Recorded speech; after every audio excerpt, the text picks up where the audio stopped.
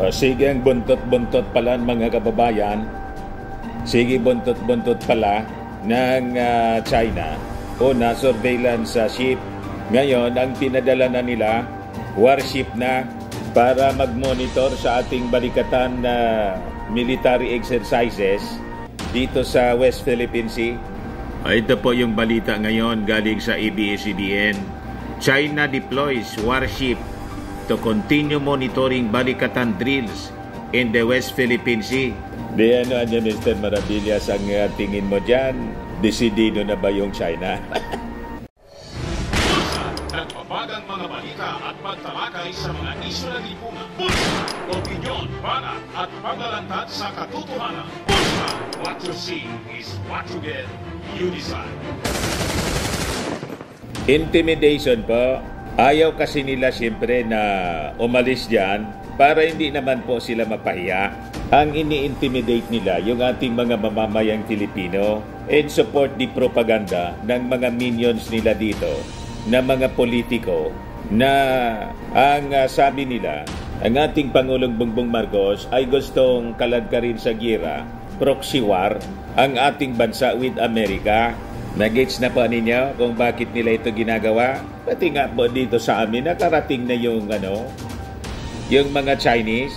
Nasa karagatan na po ng Bicol Region, Catanduanes. Yan ang sabi rito po. Armed Forces detects unauthorized presence of Chinese research vessel near Catanduanes. Matindi talaga niya, Mr. Maravillas. Matindi po, kaya importante talaga ang patuloy nating engagement with our allied countries. Tuloy-tuloy lang ang ating balikatan. Kasi pag hindi po, lalamunin tayo ng mga Chinese. Kasi ang dami na nilang kasabwat po dito sa Pilipinas. Kaya sabi po ni General Browner, dapat anya na isailalim natin sa training yung ating mga Army Reservists for Territorial Defense. Yan po. Pero ang nakakatuwa mga kababayan, yung ating mga kabataan na totoong may pagmamahal sa ating bayan ay naging aktibo na po sila. Ayan po ang sabi rito, youth groups back firm stand on the West Philippine Sea. Various youth groups from Metro Manila in the provinces of Zambales, Pampanga, Bulacan, Laguna, and Cavite gathered in Sampaloc, Manila to voice their support for the programs and policies of President Ferdinand Marcos Jr. regarding the territorial dispute in the West Philippine Sea between the Philippines and China. So nagising bigla yung damdamin mga kababayan ng ating mga kabataan, sumuporta na at pinapakita nila through movements. Hindi po tulad ng grupo ni Maudigs na panggugulo. But before ko mga kababayan bigay sa inyo yung full story ng mga balitang yan, click subscribe muna dito sa ating YouTube channel and hit the notification bell para lagi po kayong updated sa mga kaganapan dito sa ating bansa. Like and share na rin po ninyo ng ating video. At huwag na rin po ninyo na skip yung ating mga commercial ads para tuloy-tuloy lang ang pag-unlad ng bagong Pilipinas. Sa mga naganap ng malinis and spacious fitness gym, pumunta na lang po kayo sa aming Colossal Fitness Gym. We also offer Grab car rental with our brand new 2023 model ng Toyota Innova. We also accept booking for those who are planning to travel via PAL, Cebu Pacific, and other airline companies, local and international, and Meralco Bills, Aleco Bills, PLDT, etc. Ang Colossal Fitness Gym is located at 3rd floor Security Bank Building, Lanco Business Park, Legazpi City, Albay. For inquiries, look for Gilon Maravillas. Contact number 0966-802-0949. Lagi na pong matao sa amin. Na-set up na rin yung aming mga bagong gym equipments. May treadmill na rin po kami. Ito naman po yung bago naming product na binibenta online. Eye Glow Serum, whitening po siya. Tingnan ninyo yung epekto sa aking anak na architect before and now. Yung mga inquiries po ninyo, dumiretso na lang kayo sa kanyang Facebook account, Riz Maravillas. Ito naman po, Firmax Firming and Lifting Cream, pinapahid po sa mga pulses and affected area. Mainam po siya sa mga pains, mga paninigas na mga kaso-kasuan. Pinapahid-pahid lang po siya sa mga pulses. Ito naman po, Automax Radiant Serum. Sa mukha naman yung application. Anti-aging po siya. You will look 10 years younger than your age. Sa mga cancer patients naman po, baka lang gusto ninyo itong itry. Ningxia Red Mix Fruit Drink. Hindi man po siya gamot, food supplement siya. Kaya lang, gawa siya mga kababayan sa goji berry. Yung goji berry may anti-cancer properties. Yung mga inquiries po ninyo, dumiritso na lang kayo sa aming messenger sa Facebook para masagot namin agad. Ayos pa? Ayos na ayos niya, Mr. Maravillas. Sa ating bansa, buti na lang na-cancel po yung kanilang nausog rally, destabilization rally, doon sa Bustos, Bulacan. Sinisisi baga niya, Mr. Maravillas, yung ating Pangulong Bongbong Marcos. Drama man lang nila yun po. Kasi, hindi man sila nakakuha po ng support mula sa mga mamamayan ng Bulacan at mga karatig lalawigan. Pero anya, Mr. Maravillas, ano nangyari doon sa Binyo? Private property yon. Nakipag-deal yung caretaker po. Nagalit yung may-ari. Bakit na niya pumasok? Pinadala yung kanyang abogado po para palayasin yung mga intruders doon, mga trespassers. Nakipag-secret deal din pala, parang yung dating Pangulong Maudigs, nakipag-secret deal sa China base sa mismong revelasyon ni Harimau. Unauthorized po ng may-ari. Ayun. Kaya napilitan silang i-cancel. Illegal entry po. Parang yung talagang mana po kay Xi Jinping. Unauthorized yung kanilang pagpasok sa West Philippine Sea natin. Yung mga minions nila, ganun din, unauthorized. Ang kausap po, hindi man po otorisado, caretaker lang po siya. Kaya sinabon po, pinaliguan po ng sermon, pinagalitan ng attorney.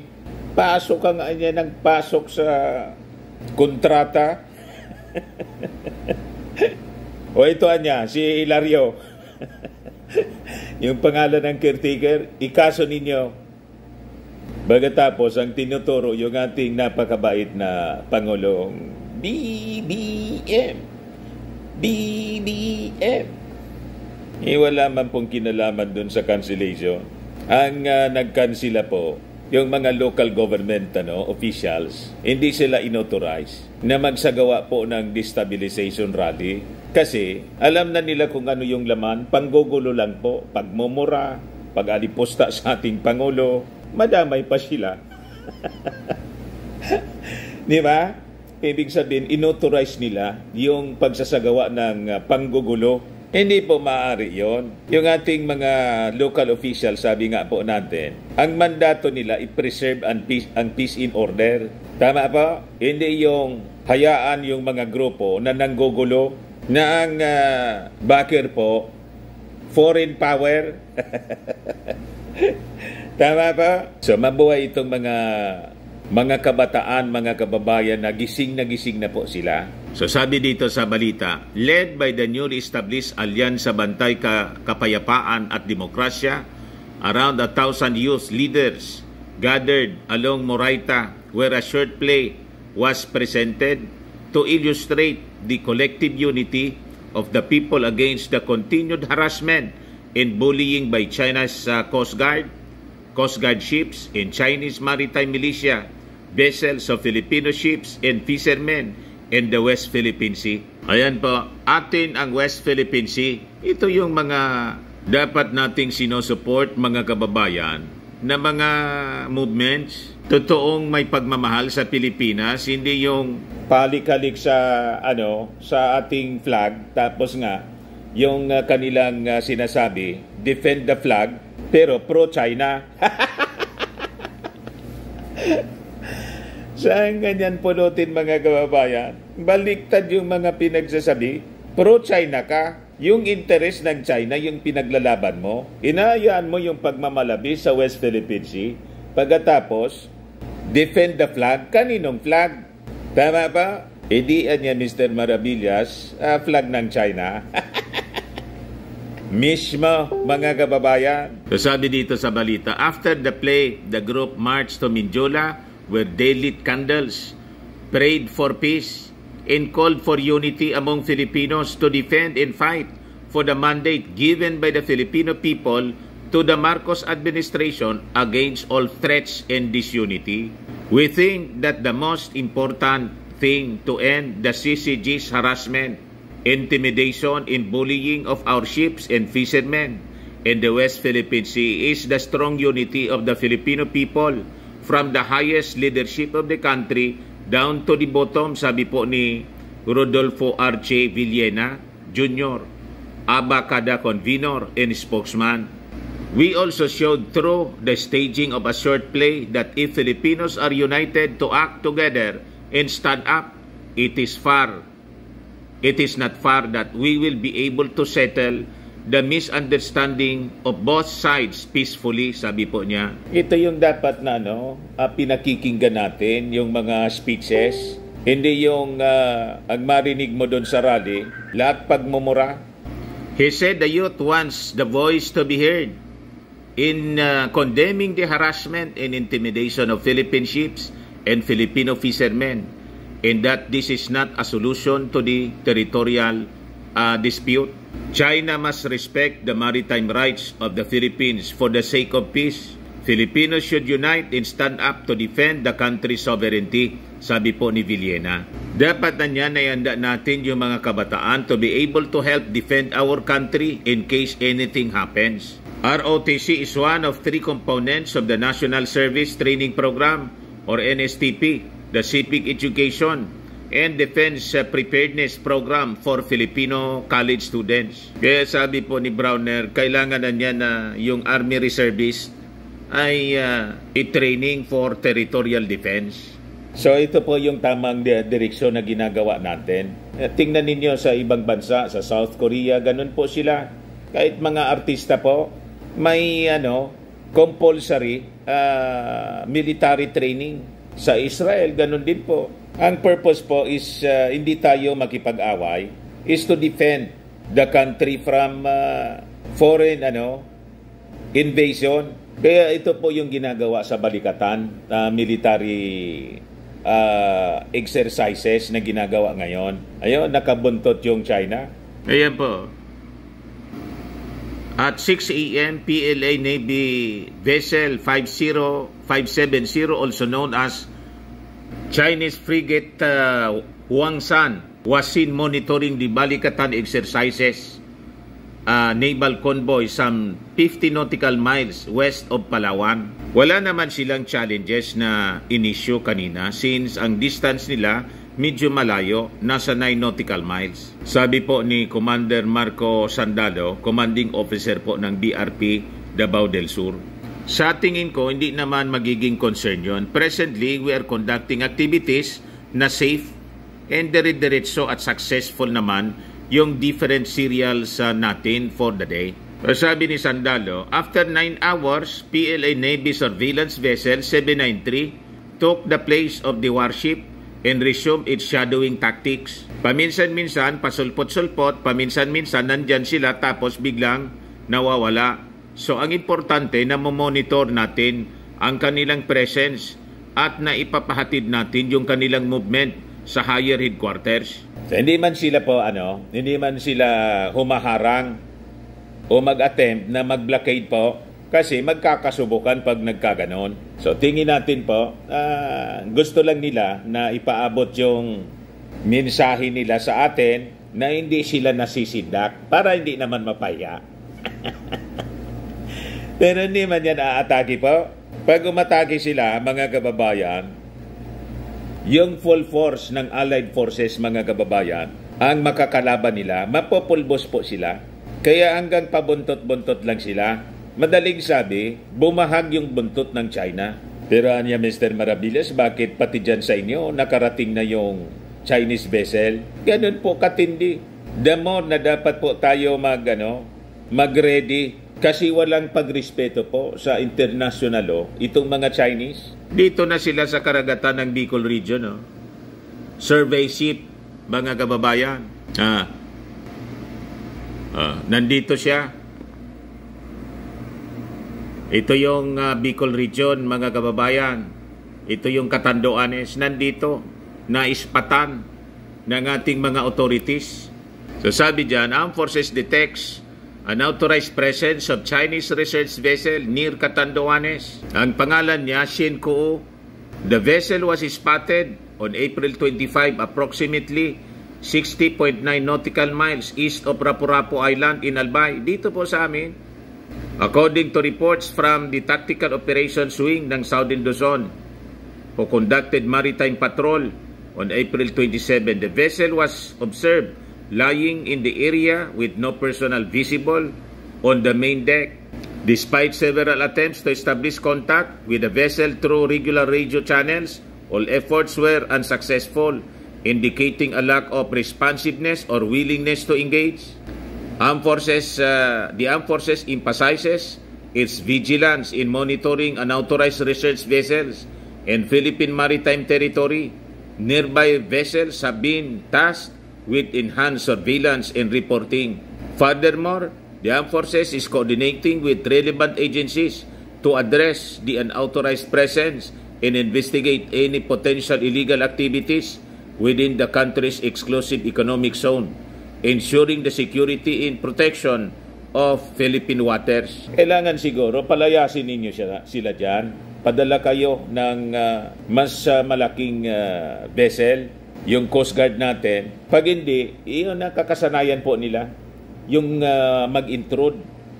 Ganyan ang ugali ng mga Chinese. Kahit dito sa atin, yung mga kalupaan natin, yung mga magugulang na mga Chinese, sila na yung may-ari ng mga malalawak na kalupaan. Yung mga Filipino nasa squatter. O diba? Nakasanayan nila. Mga kababayan, kaya sa bawat lungsod natin may Chinatown. Di bali sana kung sila ay pinili na nilang maging mamamayan natin, mga Filipino-Chinese, na minahal na yung ating bansa. Di ba? Walang problema yon. Kasi tayo din ang mga Filipino, gusto din nating tumira sa ibang bansa, halimbawa sa America and Europe, looking for greener pasture. Ayos lang yan. Pero dapat, pag nandun ka, you respect the national laws of the country. Hindi yung pumunta ka doon para mag-spy. Kaya iniimbestiga mga kababayan, yung mga alleged spies na mga students, Chinese nationals. Galit yung Chinese community kasi xenophobia niya. Hindi man po ganon. Kaya sabi po ni Congressman Barbers, walang masama ang magsuspitsa. So kailangan na niyang imbestigahan natin kasi baka hindi man mga authorized sila, mga illegal aliens. Worse kung mga Chinese spies sila. Na alam naman natin po na we have conflict dito sa sa West Philippine Sea. Ayan man lang po mga kababayan. Magkaisa po tayo. We have to support our president and we reject ito pong mga instrumento ng China rito. Alam na ninyo kung sino-sino sila. Yung mga ginagamit na mga kababayan natin na siguro nasilaw sa, alam na ninyo po, may mga vested self-interest po sila, pang sarili lang. Ingatan po natin. Iisa lang po yung ating bansa. Dapat kung gaano kamahal ng ating mga noble heroes yung ating bansa, ganun din po dapat tayo. Kasi pamana sa atin ng ating mga national heroes. Sila yung mga nagsakripisyo po, nagbuwis ng buhay, pagkatapos isosurrender lang natin sa mga dayuhan po. Paano ang ating mga future generation po? Tama? Ayan man lang po mga kababayan. Ako po si Dante Maravillas. Bye-bye. God bless.